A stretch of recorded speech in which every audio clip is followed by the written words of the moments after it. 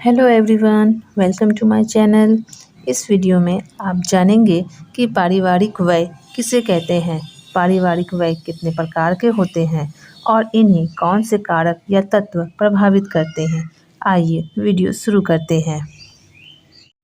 एक परिवार विभिन्न आर्थिक प्रयत्नों से जो आय एकत्रित करता है, अर्थात जो धन एकत्र करता है, उसे अपनी आवश्यकताओं की पूर्ति करने के लिए जब खर्च करता है तो इस खर्च को हम पारिवारिक व्यय कहते हैं। पारिवारिक व्यय परिवार द्वारा किए गए खर्चे को कहा जाता है। पारिवारिक व्यय कई प्रकार के होते हैं। प्रतिदिन परिवार कुछ न कुछ खर्च करता है। परिवार द्वारा किए जाने वाले खर्चों को 4 भागों में विभाजित किया जा सकता है। पहला निर्धारित व्यय, दूसरा अर्ध निर्धारित व्यय, तीसरा आकस्मिक व्यय और चौथा अन्य व्यय। निर्धारित व्यय परिवार के कुछ ऐसे खर्चे हैं जिन्हें प्रति माह करना ही पड़ता है। ऐसे खर्च की राशि प्रायः निश्चित होती है, जैसे किराए के मकान का किराया, बिजली का खर्च, शिक्षा पर किया जाने वाला खर्च, बीमा की किस्त, आयकर इत्यादि। ऐसे खर्चे में परिवार कटौती नहीं कर सकता है। ऐसे व्यय में कटौती करना परिवार के लिए संभव नहीं है। ऐसे खर्चों को ही निर्धारित व्यय कहा जाता है। अर्ध निर्धारित व्यय कुछ ऐसे खर्चे भी होते हैं जिनको करना अनिवार्य रहता है, पर इसकी राशि में कमी या वृद्धि अपने अनुसार की जा सकती है। जैसे खाने और कपड़े पर आमदनी बढ़ने पर अधिक खर्च किया जा सकता है, तो वहीं आमदनी कम हो जाने पर सादे भोजन और कपड़े से काम चलाया जा सकता है। ऐसे खर्चे को अर्ध निर्धारित व्यय कहते हैं। आकस्मिक व्यय कुछ ऐसे खर्चे भी होते हैं जिनका अनुमान पहले से नहीं लगाया जा सकता, जैसे अचानक दुर्घटना तथा अचानक किसी सदस्य का अस्वस्थ हो जाना। ऐसे खर्चों को आकस्मिक व्यय कहते हैं। अन्य व्यय परिवार के कुछ ऐसे भी खर्चे होते हैं जो परिवार की आमदनी पर निश्चित किए जाते हैं, जैसे मनोरंजन और सांस्कृतिक कार्यक्रमों पर किए जाने वाले खर्च।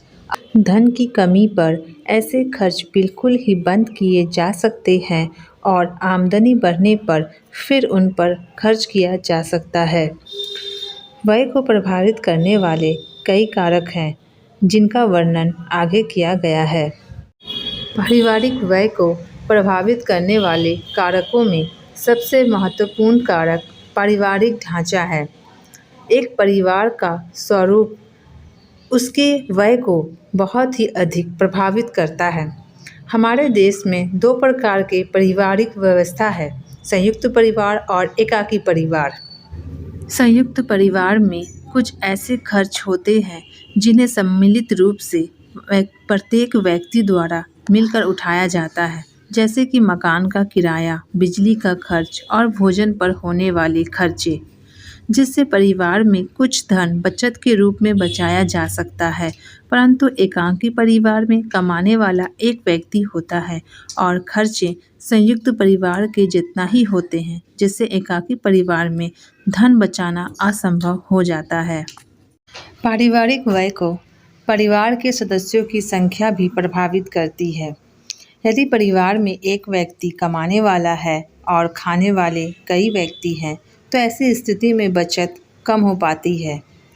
पारिवारिक व्यय बच्चों की संख्या से भी प्रभावित होती है। जिस परिवार में बच्चों की संख्या अधिक रहती है, वहाँ खर्च भी अधिक होता है। बच्चों की आयु बढ़ने के साथ साथ उनके खर्च में भी वृद्धि होती जाती है, परंतु उसी अनुपात में व्यक्ति की आमदनी नहीं बढ़ पाती है। बच्चों की शिक्षा, मनोरंजन और खेलकूद पर खर्च अधिक होता है।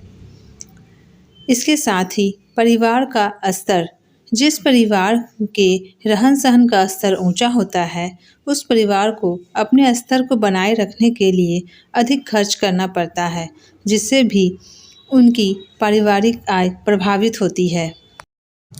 पारिवारिक व्यय को परिवार के सदस्यों का पेशा भी प्रभावित करता है।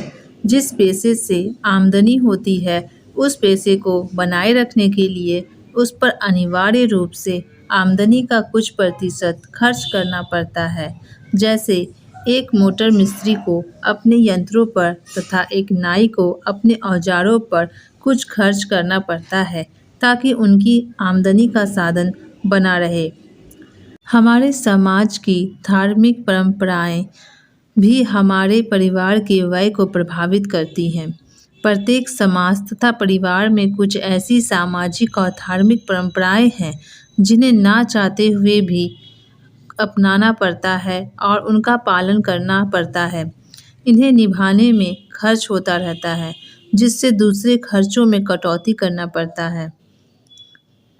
परिवार का निवास स्थान और स्थिति भी पारिवारिक व्यय को प्रभावित करता है। गांव में रहने वाले परिवार का खर्च शहर की अपेक्षा कम होता है। गांव का परिवार जितनी आमदनी में अपने रहन-सहन को ऊंचा रख सकता है, उतनी आमदनी में शहर में रहने वाला परिवार अपना जीवन यापन नहीं कर सकता। शहर में रहने वाले परिवार को मकान के किराया, यातायात और फर्नीचर पर खर्च करना पड़ता है, जबकि छोटे कस्बे में शहर की अपेक्षा ऐसे खर्चों में कमी होती है, जिससे कि वे पारिवारिक आय से कुछ बचत कर पाते हैं।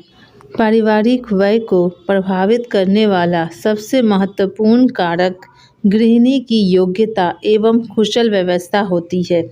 विवेकपूर्ण ढंग से खर्च करने पर एक सीमित आमदनी में भी परिवार को अधिक सुख सुविधाएं उपलब्ध कराई जा सकती है।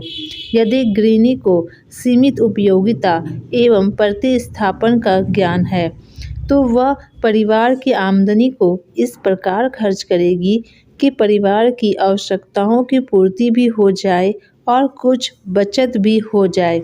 परंतु कुशलता के अभाव में गृहिणी परिवार के सदस्यों को सुख सुविधा प्रदान नहीं कर पाएगी। अतः गृहिणी की कुशलता एवं योग्यता भी पारिवारिक व्यय को प्रभावित करती है।